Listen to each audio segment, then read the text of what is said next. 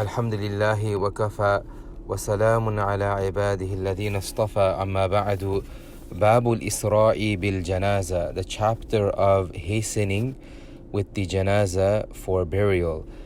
وعن أبي هريرة رضي الله عنه عن النبي صلى الله عليه وسلم قال, Abu Huraira رضي الله عنه, may Allah be pleased with him, reports that النبي صلى الله عليه وسلم said, أسرعوا بالجنازة, hasten with the janaza, فإن تك صالحة فخير تقدمونها إلي. If it is righteous and pious, then you are sending it forth towards goodness. وإن تك سوى ذلك فشر تضعونه عن رقابكم. And if it's other than that, in other words, other than a righteous soul, then evil, you are removing the burden of evil from your necks. متفق عليه وفي رواية لمسلم فخير تقدمونها عليه. In another narration, instead of إليه, it says عليه. We come to the benefit of the hadith, and that is, we learn from the Prophet ﷺ that it is encouraged, it's desirable to hasten with the janazah at a pace which does not make it difficult upon those who are carrying it or following the janazah, nor does it make the deceased shake in a way which would be harmful. And we also learn the explanation ما يصير إليه حال الميت, that the state of the mayyit, the condition is that which their final abode, they're going to in terms of the burial in the cemetery, there's either of goodness for them or it could be evil. وَهَذَا مِنْ أُمُورِ الْغَيْبِيَّةِ, but this is a matter from the unseen. We ask Allah subhanahu wa ta'ala for us and the ummah to send forth for us all the avenues of goodness. وعن أبي سعيد الخدري رضي الله عنه قال, أبي سعيد الخدري, may Allah be pleased with him, he said that كان النبي صلى الله عليه وسلم يقول, that النبي صلى الله عليه وسلم would say, إذا وضعت الجنازة فاحتملها الرجال على أعناقهم, that when the janaza is placed and the men are carrying the janaza upon their shoulders, فإن كانت صالحة قالت, if the janaza is pious and righteous, then the deceased says, قدموني, says that send me forth. That's pretty obvious because it understands that its Lord is pleased with its soul and it is looking forward to enjoy Allah subhanahu wa ta'ala's favor and blessing and to receive Allah ta'ala's good pleasure. وَإِن كَانَتْ غَيْرَ صَالِحَةً, but if that janazah is other than righteous, قَالَتْ لِأَهْلِهَا, then it will say to its family, it will say to those who it's carrying, يَا وَيْلَهَا, if my soul was only destroyed, أَيْنَ تَذْهَبُونَ بِهَا, where are you sending me? Where are you going with me? يَسْمَعُ صَوْتَهَا كُلُّ شَيْءٍ إِلَّا الْإِنسَانِ, everything of Allah's creation can hear the voice of the deceased except for the human being. And specifically this one here where it's saying that, oh, where are you taking me? And may my soul be destroyed. The Prophet ﷺ says at the end of the hadith, وَلَوْ سَمِعَ الْإِنسَانُ لَصَعِقَ, if the human being could hear this, لَصَعِقَ, the human being would be destroyed, would have died or have become unconscious. رواه البخاري. So the speaking of the janazah or the deceased, it could be understood in a literal sense because this is not out of the realm of Allah Ta'ala's ability and His qudrah, or it could also mean in a unfigurative sense, in a figurative sense, that is speaking about that if it was able to speak, then this is exactly what it would say. Although the first meaning in taking in its literal sense In reality, it is as if it has, Allah Ta'ala gives the ability for it to speak.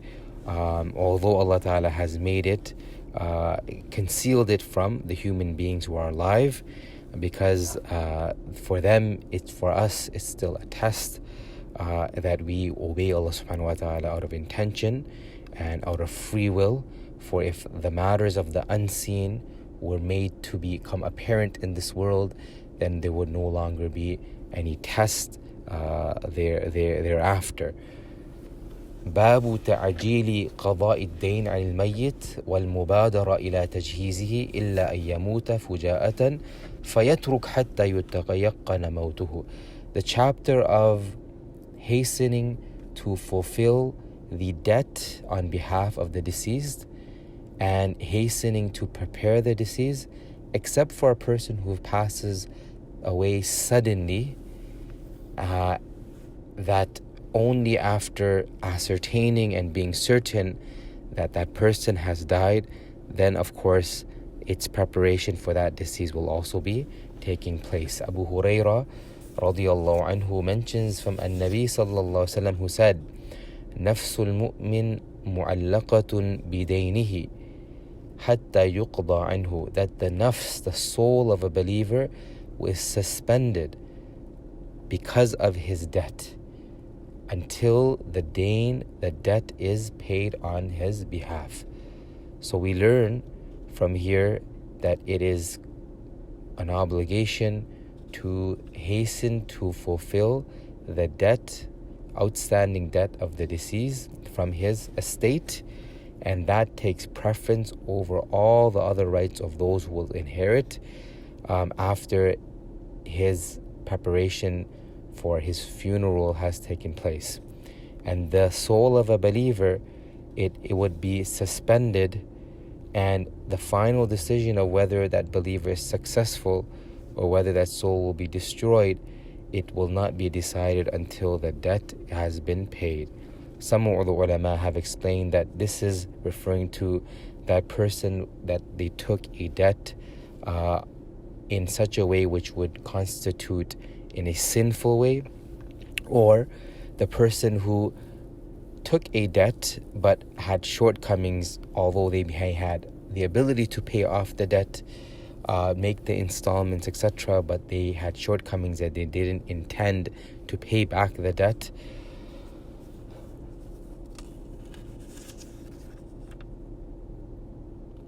وعن حسين ابن وحوح رضي الله عنه أن طلحة ابن البراء ابن عازب رضي الله عنه مرض. Hussein radiallahu anhu, he mentions that Talha ibn al-Bara ibn al-Azib, may Allah be pleased with them, both was ill, and the Prophet ﷺ visited him, and he said that, I see إني لا أرى طلحة إلا قد حث فيه الموت. I see the signs of death upon Talha. فآذنونني به. So inform me when he passes away. وعجلوا به, and hasten to prepare the burial funeral rites for him. فإنه لا ينبغي لجيفة مسلم أن تحبس بين ظهراني أهله. Because it is not befitting that the corpse of a Muslim be suspended amongst his family members, in the midst of his family members. Rawahu Abu Dawood. So again, we learn that it is important, it's legislated in Islam to hasten in making preparations for the funeral, and once it has become certain that this person has passed away, وَيَحْرُمُ تَأْخِيرُ لِغَيْرِ سَبَبٍ, and it would be considered impermissible and haram to delay without any reason. باب الموعظة عند القبر, the chapter of giving a maw'idha, giving a reminder, reflections, admonition at the grave. Ali radiallahu anhu, he says that كنا في جنازة في بقيء الغرقد, we were in a janazah, we were participating in a janazah in Baqi al-Gharqad. The Baqi, the garden of Gharqad, referring to the graveyard of Medina. And it's Baqi is referring to like a garden, an area, a grassy area. And Gharqad is referring to a specific tree which was found in the cemetery of Medina. فأتانا رسول الله صلى الله عليه وسلم, and the Prophet صلى الله عليه وسلم had come to us. فقعد, and he sat. وقعدنا حوله, and we sat around him. ومعه مخضرة, and the Prophet صلى الله عليه وسلم had a stick or a staff. And فنكس, and he was striking the staff in the ground. وجعل ينكد بمخضرته ثم قال, and then the Prophet صلى الله عليه وسلم, he had lowered his voice as well. فنكس وجعل ينكت بمخضرته ثم قال, then the Prophet صلى الله عليه وسلم said, ما منكم من أحد إلا وقد كتب مقعده من النار ومقعده من الجنة. There is no one amongst you, ما منكم من أحد, there's no one amongst you, there's no single person amongst you except his final abode, his resting place has been decreed in the fire and in Jannah. And they said that the companions asked, Ya Rasulullah, أَفَلَا نَتَّكِلُ عَلَى كِتَابِنَا, then should we not just rely upon our books, what has been decreed? In other words, whatever has been decreed, either Jannah or Jahannam, so we just not let the decree come and manifest and not rely on our a'mal, rather just submit ourselves to what has been decreed. And the Prophet ﷺ said, i'malu, no, do deeds, work for Jannah, work to save yourself from Jahannam and acquire Jannah. فَكُلٌّ مُيَسَّرٌ لِمَا خُلِقَ لَهُ, for every person it will become easy for that which he has been created for. وَذَكَرَ تَمَامَ الْحَدِيثِ, and then Sayyidina Ali radiallahu anhu mentions the rest of the hadith. مُتَّفَقٌ عَلَيْهِ. So for every person is that which it will be easy for that which has been created for. For a person to do good, it will be easy for that person to continue to do good, because that was created for. And inshallah, through that goodness, Allah Ta'ala will bless him with Jannah. And may Allah Ta'ala protect for the one who is inclined to evil. Then it will be easy for that person to commit the evil, and his final abode, if Allah does not decide to forgive him, to overlook his shortcomings, then it could be Jahannam. May Allah subhanahu wa ta'ala protect. So we learn, but this is just general guidelines, and in regards to the specifics, that who is a person from Jannah or otherwise, this is in the knowledge of Allah subhanahu wa ta'ala. This creation is not the judge in this regard, rather Allah subhanahu wa ta'ala decides this matter. So we learn that it is mustahab, it is encouraged, it is desirable to give a admonition, a reminder at the time of at the grave, because it will perhaps be more closer to being beneficial, since لأن رؤية الموت ترقق القلب, because seeing the deceased, it softens the heart. And we also know that Allah Ta'ala alimu bimasayna, Allah Ta'ala has knowledge of the end abode and final decision and decree of who will be where in the hereafter. Min sa'ada wa shaqawa, who will be those who will be fortunate and happy and successful, and who will be those who will be wretched and unsuccessful. وعلم الله هذا لا يتعلق بالإجبار على الأعمال, and this knowledge of Allah subhanahu wa ta'ala is not connected that it was forced to do those a'mal, rather it was knowledge which Allah ta'ala had known that person would do these a'mal, these actions with his own free will, whether it's the action of the salihin, the righteous, and therefore the person will become from the su'ada, those who will be successful. And the knowledge of Allah subhanahu wa ta'ala, of course, is from the unseen, from the human being.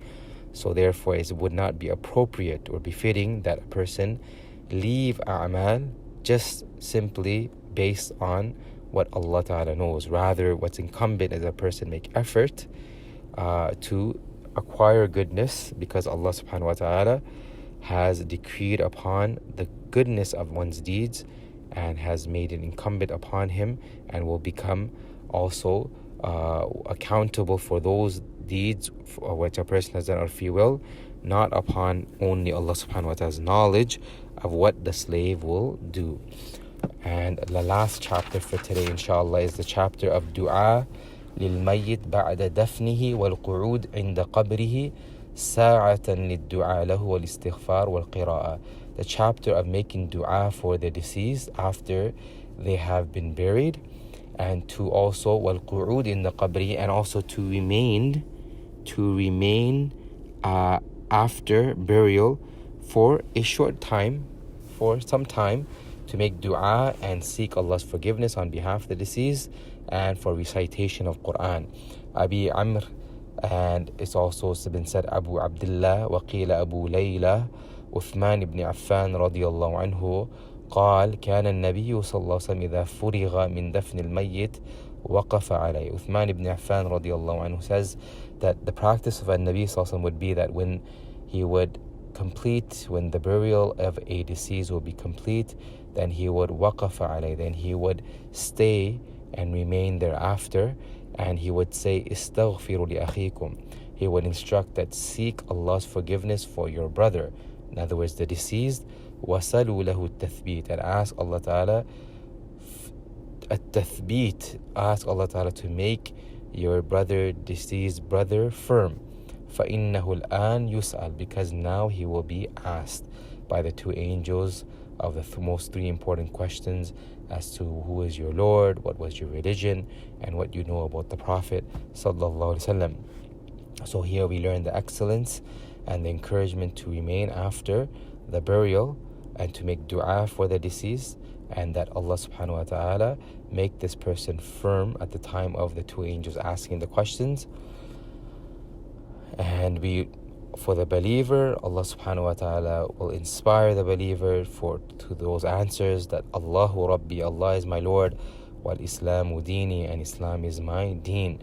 And we also learn that the asking of the angels to the mayyit is something which is of the truth, which is established in this hadith and many other evidences within the Quran and the Sunnah.